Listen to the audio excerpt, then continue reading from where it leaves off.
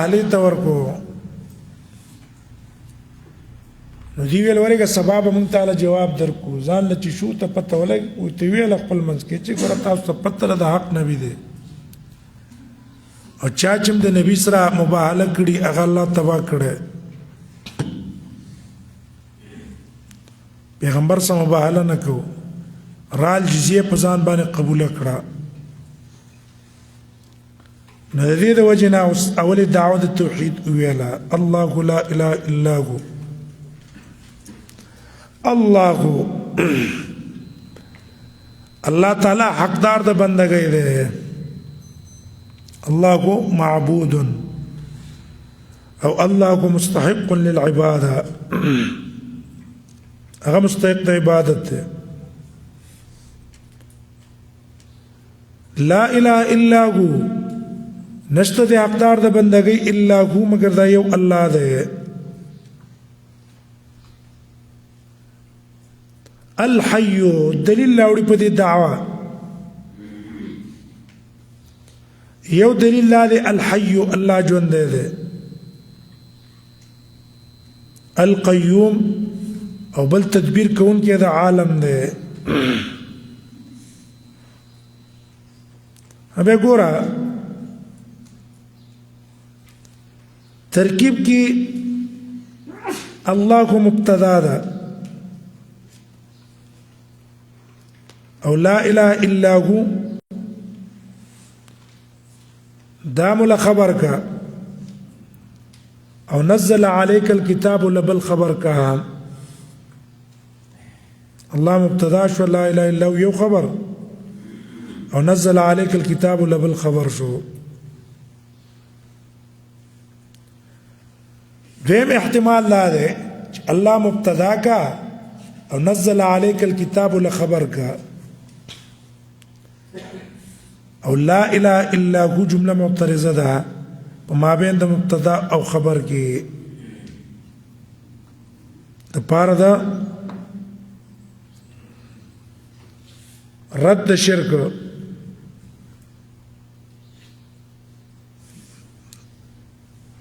دا ترکیب شو بده کې هوس دلته دا دو صفتونه راوړه الحي القيوم ځکه په مخکې جمله کې لا اله الا هو رد شو په مشرکانو په نسواراو اوس دلیل راوړي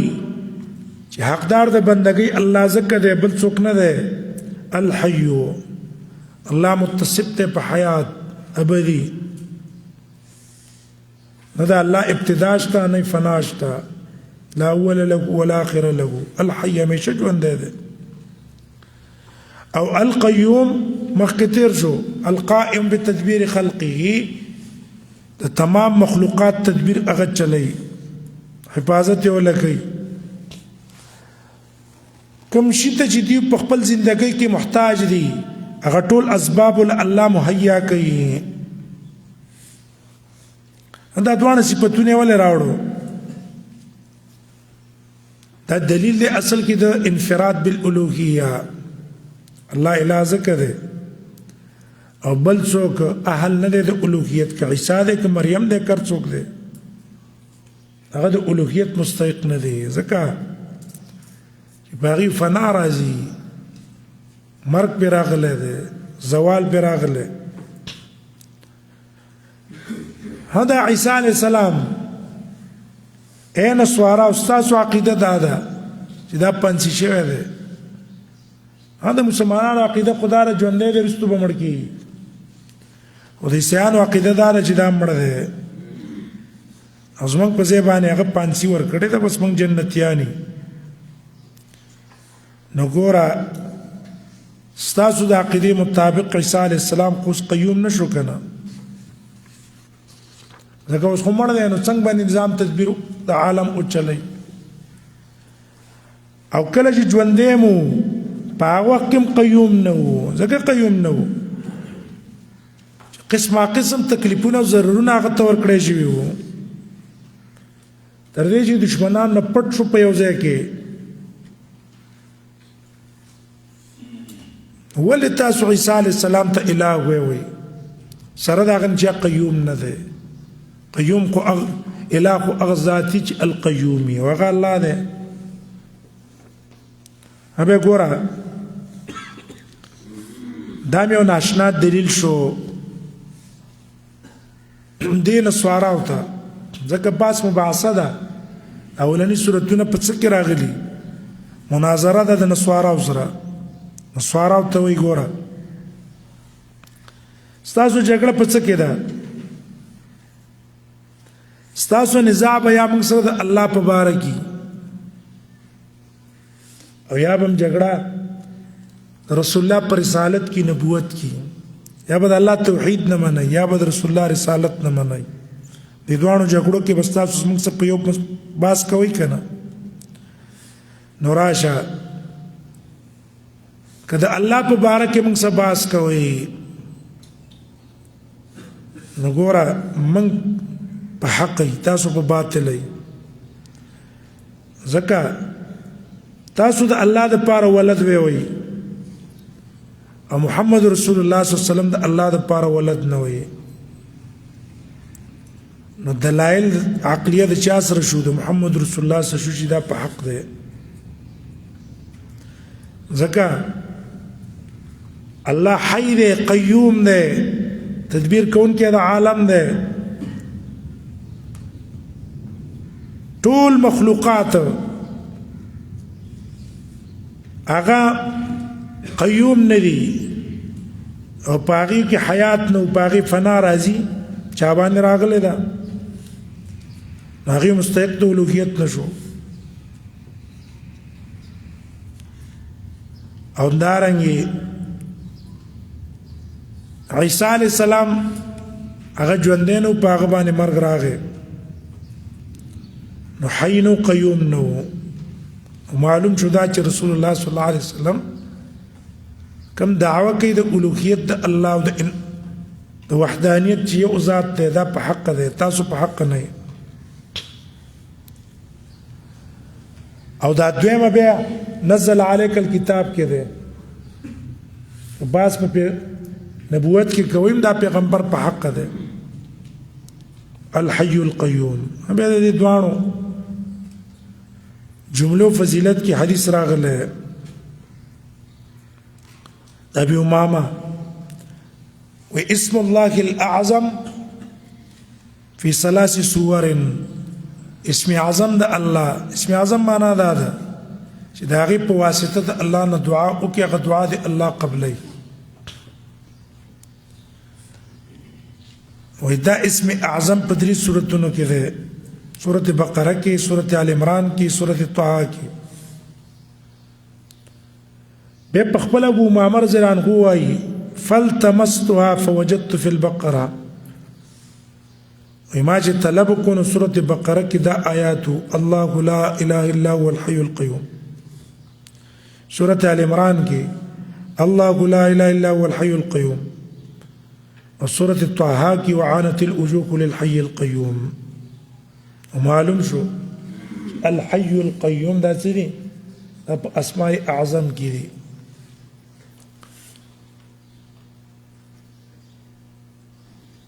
نزل عليك الكتاب بالحق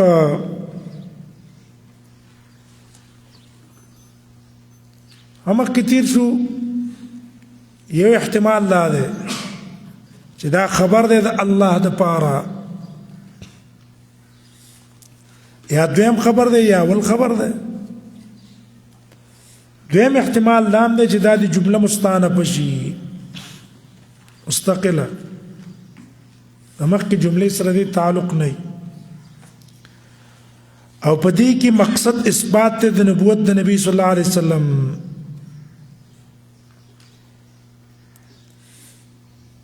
چې دا رسول الله صلی الله علیه وسلم د الله نبی دی او دا دلیل په اثبات د رسالت د رسول الله داسې گویا کې يهوديانو ته وایي اے نبی ته دي يهوديانو ته وایي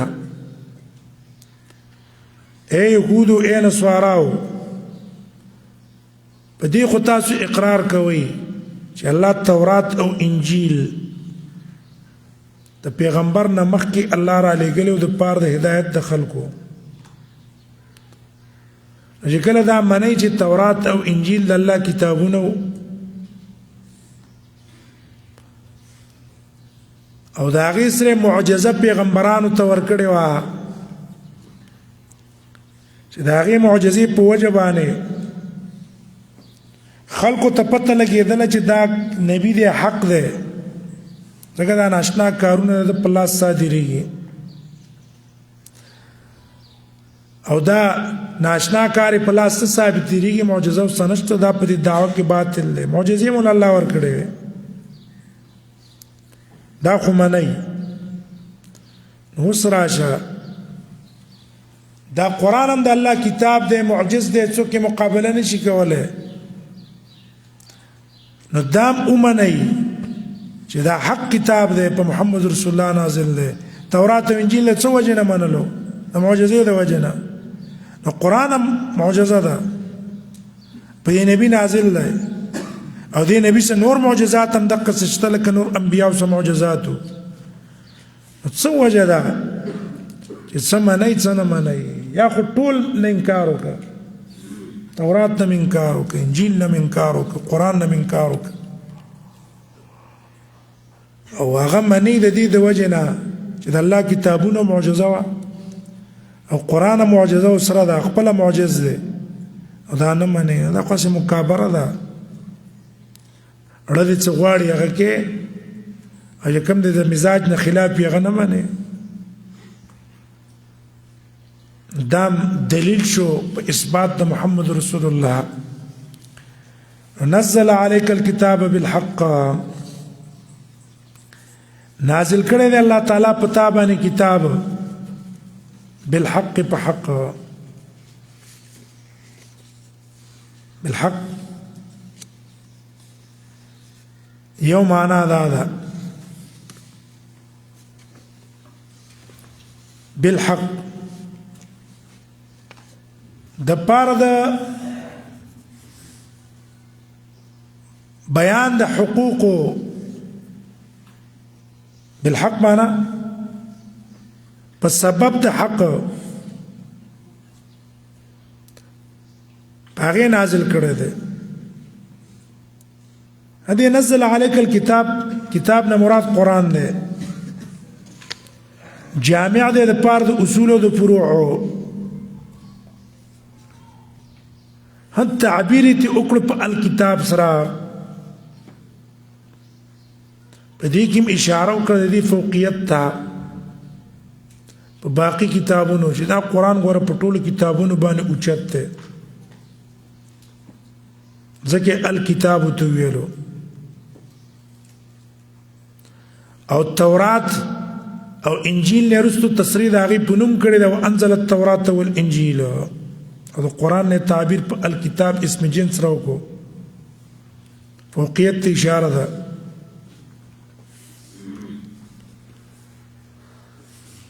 بل نبی صلی الله علیه وسلم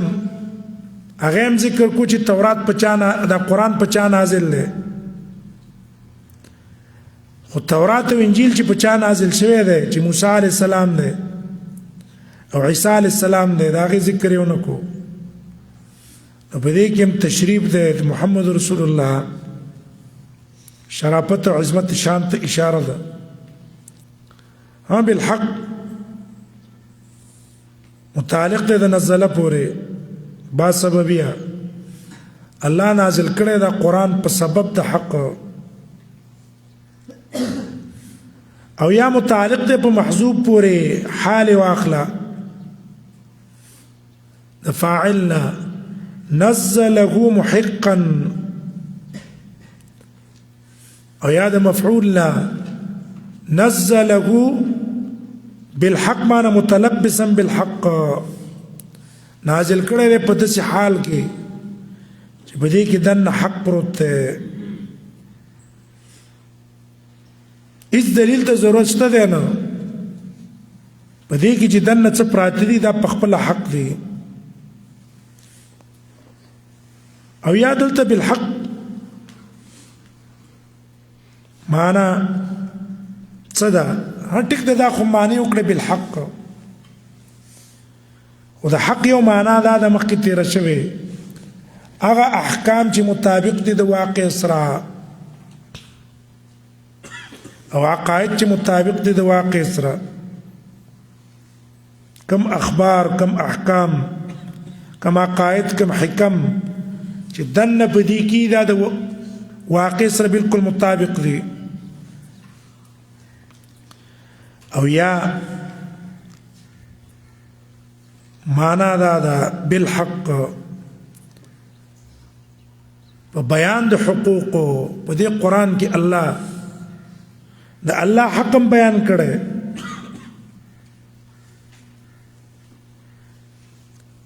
چې بندگان به د الله حق ادا کوي په عبادت، شکر به کوي، عاجزي به هغه ته کوي.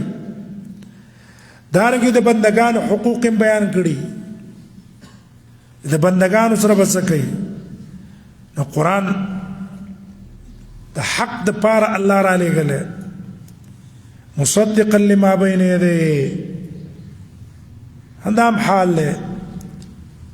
په داسې حال کې چې تصدیق کوونکی دی لما بین یدیه، د هغه کتابونو چې دې نه مخکې دي. او تصدیق مخکې تېر شوی و، د هغې سره په اصولو کې موافق دی، فروع طریقې به جدا وي، اصول یو دي. یا تصدیق مخکې دا و چې دا قرآن دا وایي چې تورات د الله کتاب و حق و انجیل حق و په موسی علیه السلام او په عیسی علیه السلام نازل شوی و. یا هغه تصدیق مخکې موږ ویلو چې هغې خبرونه دي کتاب متعلق ورکړي وو، نو که دا کتاب نه وی نازل شوی نو بیا به د هغې خبرونه دروغ ختلی وی.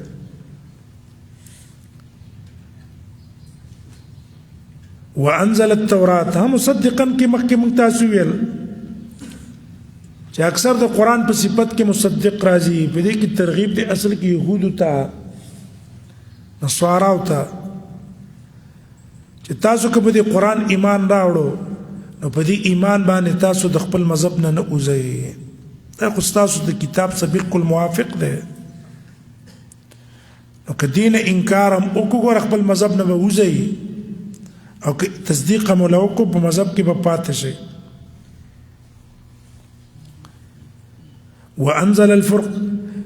وانزل التوراة والانجیل، هم بین دینه مراد ټول کتابونه دي، تورات ته انجیل له مخکینی کتابونه دي،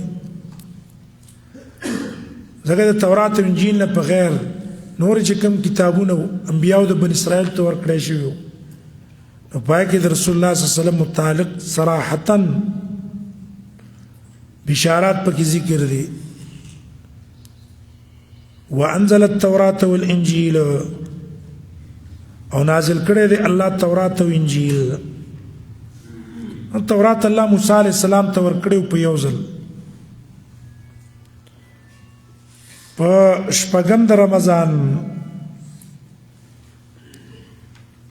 او دا تورات عبرانی لغت ته خپل معنی دا الشریعه والناموس، شریعت او قانون. هیو تورات په اصطلاح د یهودو ده، او یو تورات اصطلاح د قرآن ده. نو د یهودو په اصطلاح کې تورات 15 کتابونه دي، او دی وی چې موسی علیه السلام دا لیکلي دي، سفر التکوین، پاکې تاریخ ده، سفر الخروج، سفر اللاوین، سفر العدد، او سفر سنیة الاشتراع. او نسوارا چې کوم دي د موسی علیه السلام نه په غیر چې نور د بنی اسرائیلو کسانو کوم کتابونه لیکلي دي هغې نه هم تعبیر په تورات کوي. بیا ذهن کې کېنوئ دا تورات دی وروستو لیکلی ډیره زمانه بعد لیکل او هغه ته ضایع شوی دی ځکه په خپله د دې یهودو علما د لاهوت هغوی دا اقرار کړی دی چې تورات د موسی علیه السلام چې کوم ډیره زمانه ورک شوی و که مخکې تېر شوي ګوره دغه هم ترې وړی و که نه جالوت ترې وړی و نور هم ترې وړی و نو بیا وروستو دي دا لیکلی دې وجه نه تحریف او تبدیلي پکې کړی قرآن کې الله ګوی ورکړی دی چې څه کړی دی فنسوا حظا مما ذکروا به ها یو اصطلاح د قرآن دا اصطلاح د قرآن کې تورات ته مراد هغه تختې دي چې الله موسی علیه السلام ته ورکړی وي او محفوظ وي د چا نه د تحریف نه هغه تورات ته وانزل التورات هغه تورات الله نازل کړه په موسی والانجیل همدارنګه انجیل الله په عیسی علیه السلام نازل کړو په یو ځل په 13 د رمضان هغه دا انجیل یونانی لفظ ده تورات عبرانی او دا یونانی ده خپل معنا د بشارت زیره او یا معنا د التعلیم الجدید نوې تعلیم ځکه دې کې نوې احکام جدا د تورات نه هغه د نسواراو په نسبانه سلور انجیل دی یو انجیل یوحنا بل انجیل لوقا بل انجیل متی بل مرقس او دي څلور واړه تعالی العهد الجدید وایي بیا وروسته را لګېدلي د حوارینو کتابونه هغه هم سره یوځای کړي دي خو دیم دا انجیلونه وروسته لیکلي دي تر دې چې دیو اقوال مختلف دي څوک یې 10 کاله پس د عیسی علیه السلام د پورته کېدو نه لیکل شوی څوک 4 کاله وروسته وایي 4 کاله وروسته لیکل شوی 10 کاله وروسته یو قول د بل قول مطابق 4 کاله وروسته چا پکې ویلي 98 کاله بعد هغه لیکلی نو دې وجې نه دغه انجیلونه محرف او مبدل دي ځکه وروسته لیکل شوي دي ها په اصطلاح د قرآن کې انجیل نه مراد هغه کتاب دی الله عیسی علیه السلام ته وحی کړی و او پاکې د رسول الله سره متعلق بشاراتو احکام هم پکې و حکم هم پکې و خو نسوارا هغه برباد کړی و ضایع کړی و وانزل التوراة والانجیل من قبل معنا مخکې د قرآن نه د قرآن د نزول نه مخکې الله دا نازل کړی ها بیا علماء اختلاف کړی دی چې انجیل او تورات کې اشتقاق کیږي تصریف پکې کیږي که نه کیږي یا مفسرین ذکر کړی هغې ته زموږ څه ضرورت نشته هغه تفسیر سره تعلق نه لري چې دا د څه نه مشتق دی بس صحیح دا ده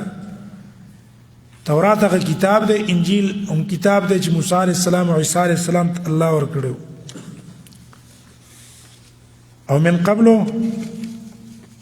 د قرآن د نزول نه مخکې و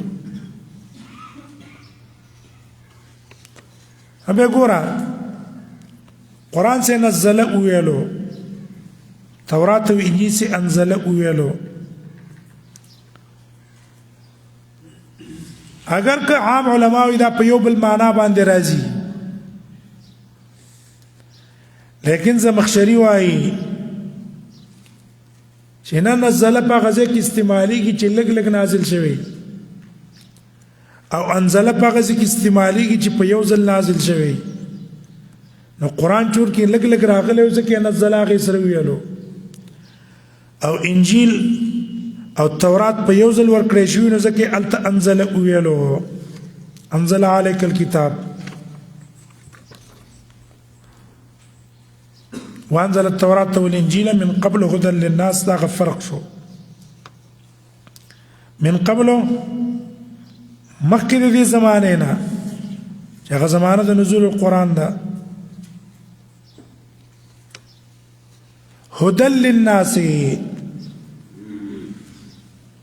هدایت د پاره د خلکو هدى للناس دا مفعول له ده معنى أنزل التوراة والإنجيل من قبل لأجل هداية الناس اغم الله نازل کړي د وجه د هدایت د خلکو دا غي په وجه انسانانو ته هدایت وکي او صحیح دین ته دعوت په ورګي هبه دا غي نه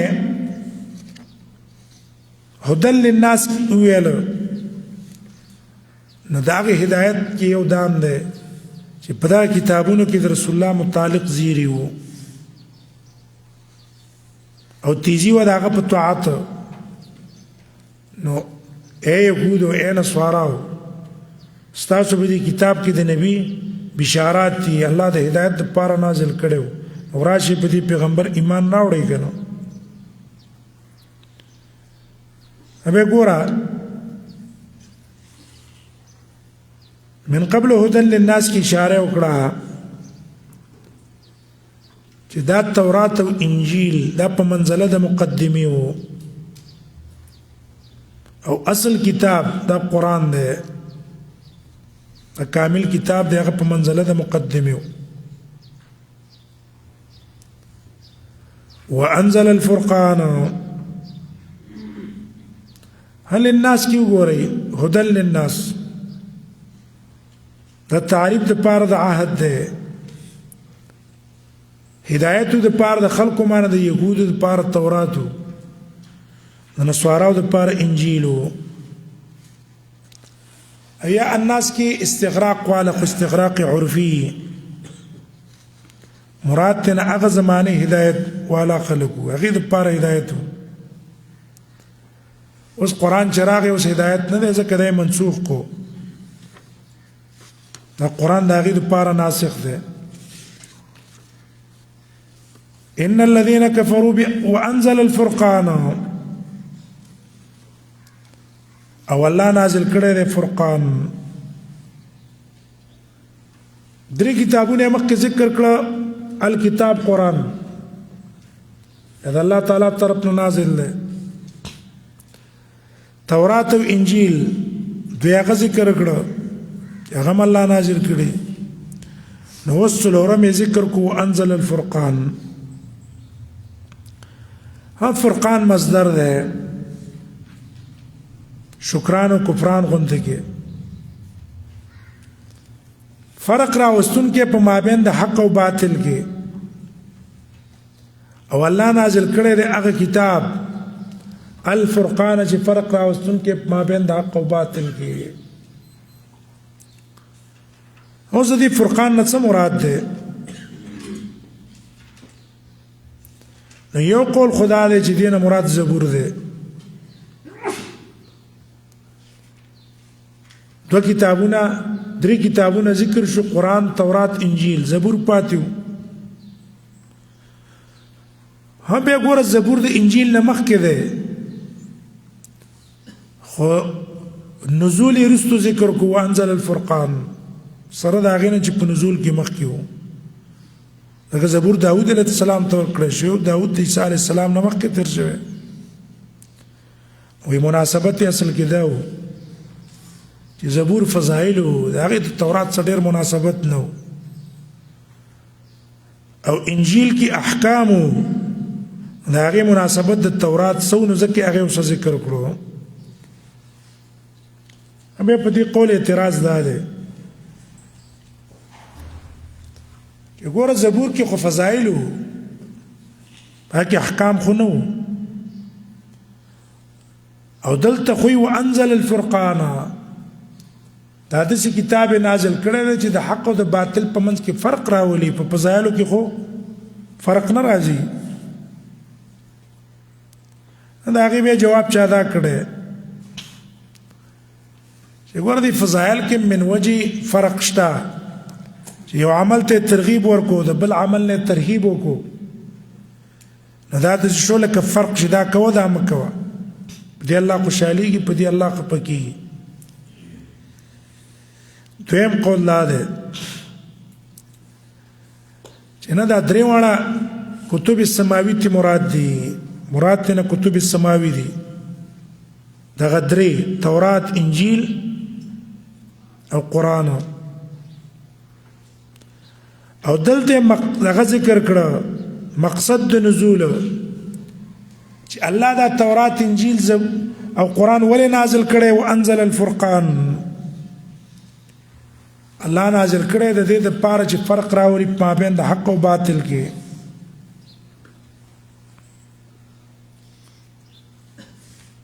دریم قول چې ادا کړی دی چې نه د دې فرقان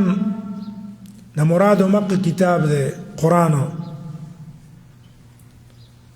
مخکې ولا صفت ذکر کو الکتاب، دلته ولا بل صفت ذکر کو فرقان، او په دې کې اشاره ده فضیلت د هدایت د قرآن په هدایت د تورات او د انجیل. ځکه چې کوم هدایت په ذریعه په وجه فرق راځي په مابین د حق او باطل کې دا ډېر اوچتي په نسبت د حق هدایت چې صرف هدایتي خو فرق په مابین د حق او باطل سره نه راځي. وانزل الفرقان قرآن صفت دا ذکر کو د پاره د اهتمام او تعظیم شان.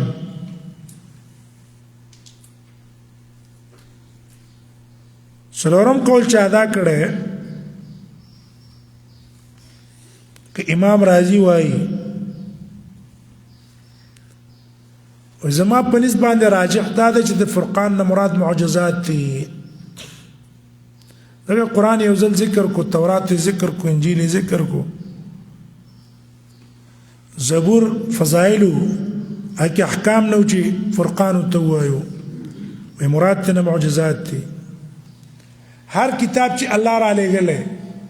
او رسول یې را لېږلی نو د هغې سره معجزات را لېږلي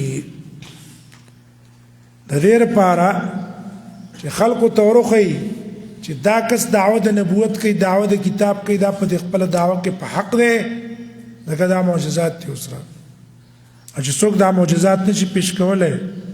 که هغه دعوه کوي او په دعوه کې باطلي، دې نه مراد معجزات دي. هم بعضې کسانو د فرقان نه مراد عقل اخیستی دی چې د هغې په وجه په مابین د حق او د باطل کې فرق راځي. لږ سړی سوچ وکړي خپله ورته پته لګېږي دا حق دی او دا باطل دی.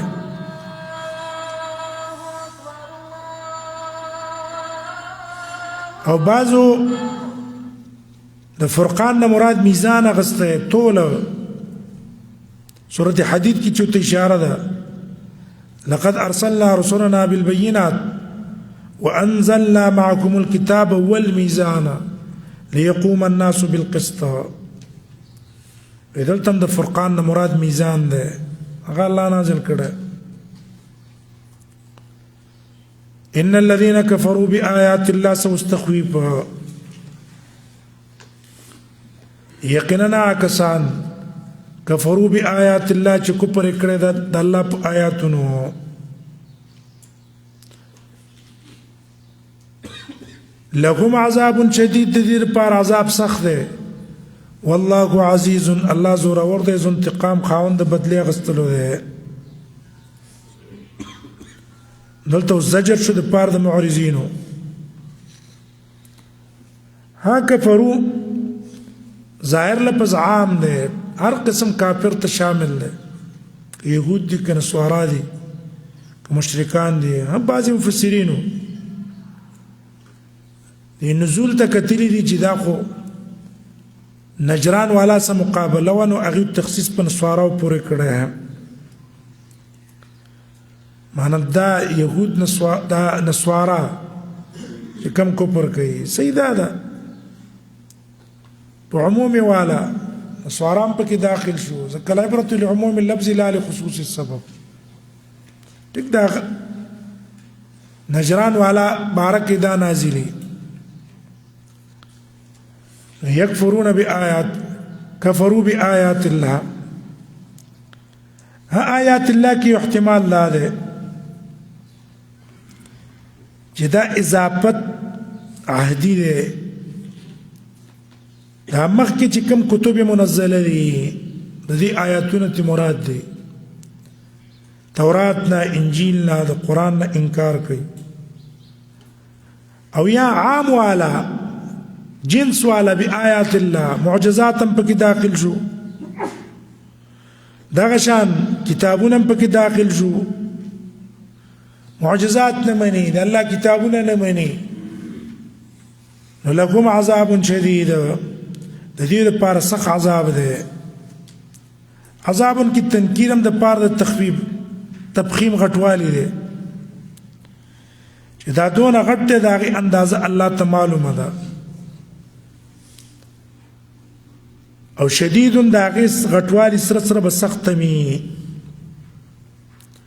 والله عزیز او الله تعالی غالب دی په خپل کار چې کله دوی له سزا ورکول وغواړي نو څوک یې عاجز کولی نه شي او نه د دیو خلاصېدی شي ذو انتقام خاوند د سختې بدلې اخیستلو دی چې څوک هغې ته ټینګېدی نه شي داسې سخته سزا او بدله ورکوي کافر ته چې بیا ورته ټینګېدو نه دی انتقام د نقم نه دی او نقم دواړه پکې دي فتحه پکې فصیحه ده بدلې ته ویل کېږي سزا ورکول ذو انتقام الله خاوند بدلې اخیستونکی دی بدله به ترې والي ابه دا دو جمله استعمال کړي عزیز په دې کې اشاره د قدرت تامه ته علی العقاب الله په سزا غستلو ګوره قادر دی پوره قدرت ته اوسره او ذو انتقام کې اشاره وکړه دې ته چې فاعل للعقاب وردا په سزا ورکړي دي کسانو راځي کله خوښ شوه خپل مقتضا د قدرت او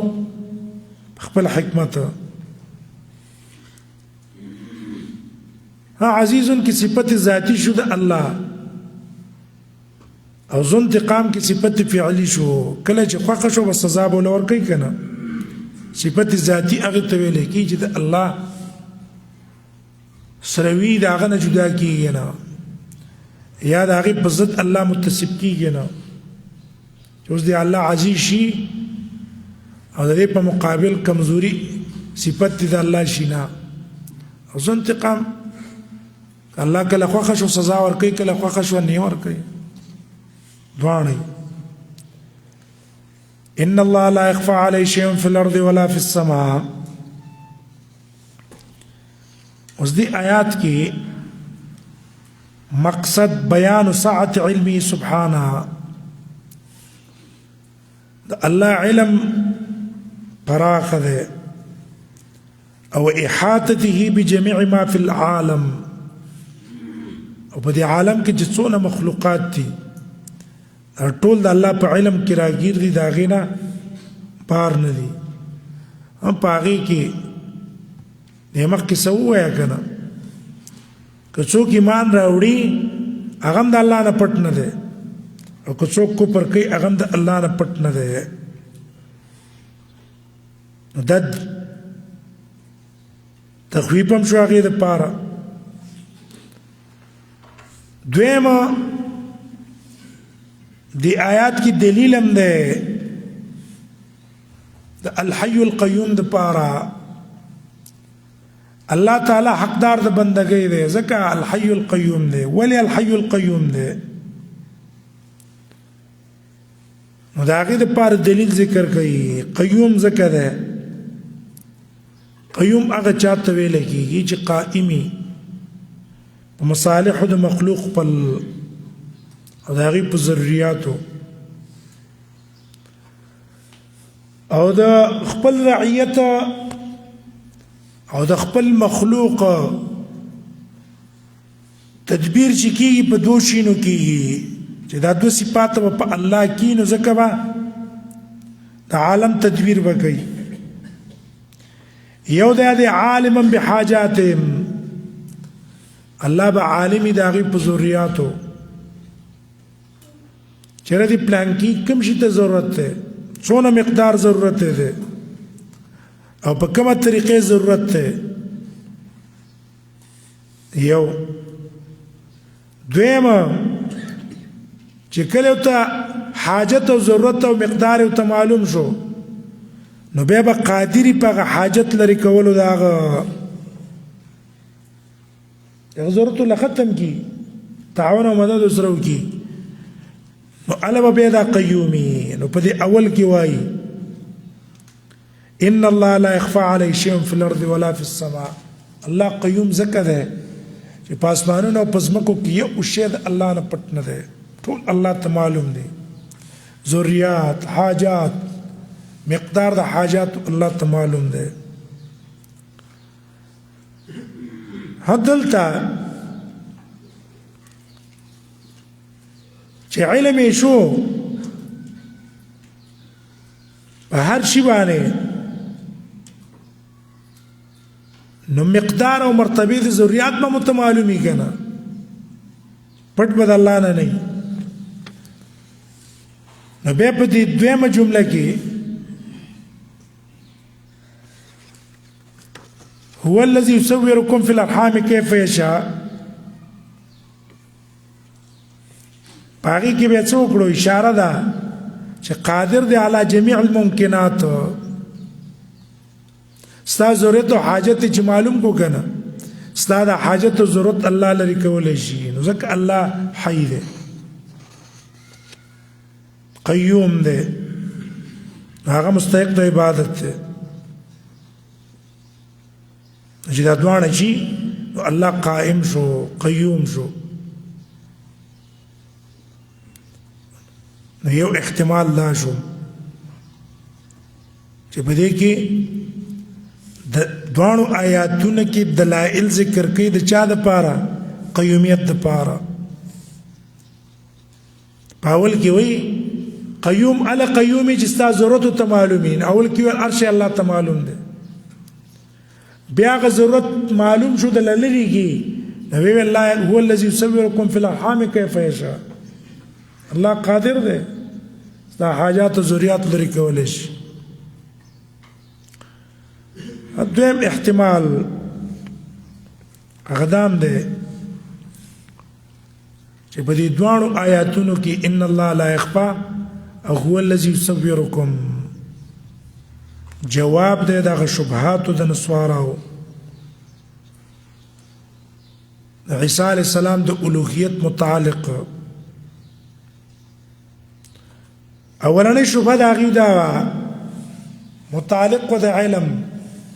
ګوره عیسی علیه السلام ته موږ اله ځکه وایو چې هغه موږ له خبر به د غیب راکوو. تاسو کور کې دا شی ساتلی دی، پلانکی شی پټ کړی دی، دا به کولو. نو معلوم شو چې دا اله دی. دا خبر ورکول د غیبو دلیل دی د هغه د الوهیت. الله دلته جواب کوي چې نه، دا دلیل د الوهیت نه دی. الہ هغه چاته ویل کی چې یو شی به دنه پټ نه او که څو ته معلومو او څه ته پټو دا دلیل د الوهیت نه دی الہ به هغه چې یو شی هم د هغه نه پټ نه او دا صفت صرف د الله دی ولی عیسی علیه السلام تاسو په خپل وی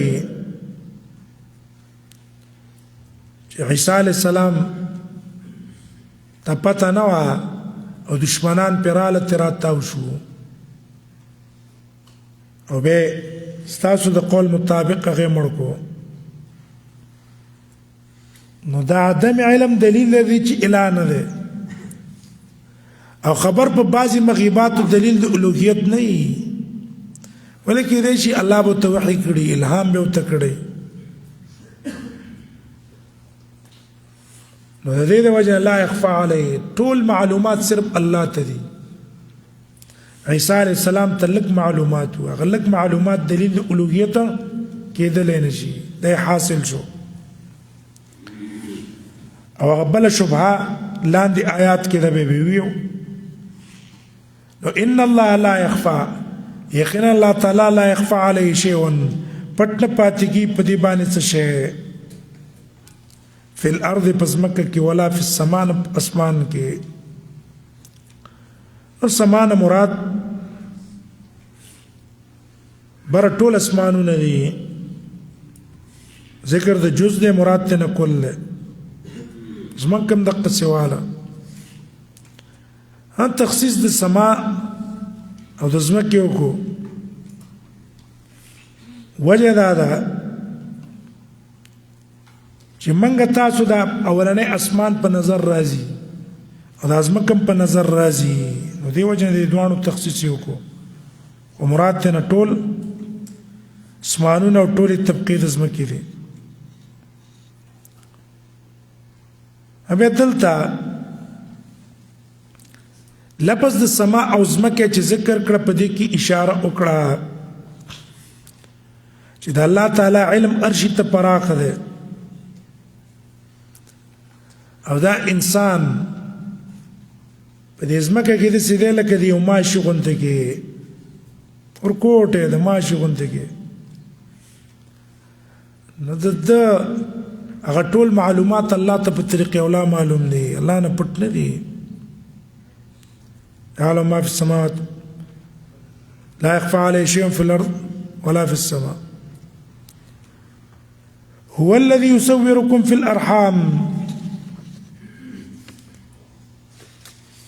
او الله غزات يصوركم چې شکل درکې تاسو لرا فی الارحام پر رحمونو کې اندا آیات هم یا جمله مستانفه ده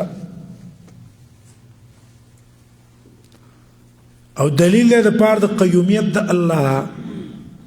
الله قیوم ذکر ده ګور دا هغه مرزي ده څنګه چې وغواړي چاله شکل ورکي اقصي ورکي څو خپل شکل نشي بدلوله او تغیر کولای نشي هغه مرزي ده نو قیوم ده همدارنګه دا جواب دی د هغه شبهه د نسواراو چې متعلق د قدرت سوا نسوارا ول ګوره مونږ عیسی علیه السلام ته ابن الله تزک وایو یا الله تزک وایو چې عیسی علیه السلام مړی را ژوندي کول مرزادیړون به روغو برګي مرز والا به روغو خټینه به شی جوړ کو په شکل د مارغه پوکې په او کو استمارغه به ته جوړ شو دا کارونه دلیل دی دا په الوهیت باندې ځکه ته موږ الہ وایو او دا غي عبادت کوو الله دلته جواب کوي چې ګوره الہ هغه ذات ته ویل کېږي چې هغه قدرت تامه او سری دا غسره پاتې شو دا یو څو قسمه مړی را ژوندي کول یا مرغانو کې پوکي کول دا دلیل خو د قدرت نه دی، دا معجزه وه، الله تعالی د طرف نه معجزه وه د په نبوت باندې. دا دلیل د هغه د الوهیت خو نه دی، ځکه هر قسم مړی هغه خو نه شو ژوندي کولی، هر قسم حیوان هم جوړولی نه شو. اله هغه ته ویل کېږي چې څنګه یې مرضي. بل یصورکم، عیسی علیه السلام په خپله د مور په رحم کې وخت تېر کړی، هغه اله څنګه کېدی شي؟ هو الذي یصورکم، الله هغه ذات دی شکل درکوي تاسو ته فی الارحام په رحمونو کې کیف یشاء چې په کومه طریقې خوښه شي. تصویر ویل کېږي هیئت ته، جعل الشیء على صورة لم يكن عليها، یو شکل ولور کی چې مخکې په دې شکل نه وو، او اجزاء ولا مرکب کی چې د هغې نه کوم حالت جوړ شي هغې ته صورت ویلی کېږي. ارحام جمع د رحم ده او اصل د رحمت نه دی، ځکه د رحم کې اشتراک ستا په نسب کې څوک تاسو نږدې، دا سبب د پاره د رحمت او د شفقت په یو بل باندې. ها کیف یشاء معنا په کوم حالت چې الله خوښه شي. اوږد قد و قامت دله درکوي، لنډ قد و قامت دله درکوي، سپین رنګ دله درکوي، تور رنګ دله درکوي، هلک دې پیدا کوي، جنۍ دې پیدا کوي، خیسته شکل دله درکوي، قبیح شکل دله درکوي. کیف یشاء دا د الله مرضي ده، چا واک اختیار په هغې کې نه چلیږي. یصورکم فی الارحام کیف یشاء. ګوره نطفه شي، بیا علقه شي، بیا مضغه شي، مختلف احوال ادوار په تیر شي، بیا ولا شکل ورکړي، بیا پکې وروستو ساه پکې واچوي. کیف یشاء. لا اله الا هو، بیا هغه دعوه د توحید او رد شرک. نشته حقدار د بندګۍ الا هو مگر د یو الله دی. العزیز الحکیم، او الله تعالی زورور دی، الحکیم حکمتونو والا دی. آیات کې رد شو په نسواراو چې تاسو یې وایئ چې عیسی علیه السلام اله هو. اله څنګه دی؟ هغه پر رحم د مور کې و، د یو حالت نه بل حالت ته بدل شوی مخلوق دی، مخلوق خالق کې دی نه شي. بله هغه به صرف شکل جوړ کو او به الله نه سوال وکړو چې یا حی یا قیوم تیرا ژوندی که، ساه پکې واچوه، نو الله به هغه به ژوندی کو. ولې دلیل نیسئ په دې چېرې دا واکدار دی، متصرف دی، اختیار دی. لا اله الا هو العزیز الحکیم. جمله راوړه او اکثر په باب د توحید کې دا دو صفات ذکر کی. العزیز، لا اله الا هو تکرار خو ځکه وکړو، مخکې لا اله الا هو ویلی، تکرار یې وکړو د پاره د تاکید او د پاره د مبالغې پر رد د هغه چا چې د عیسی علیه السلام الوهیت مني. بیا دلته العزیز یې ویله، دا مرجع ده د پاره د ټولو صفاتو د قدرت،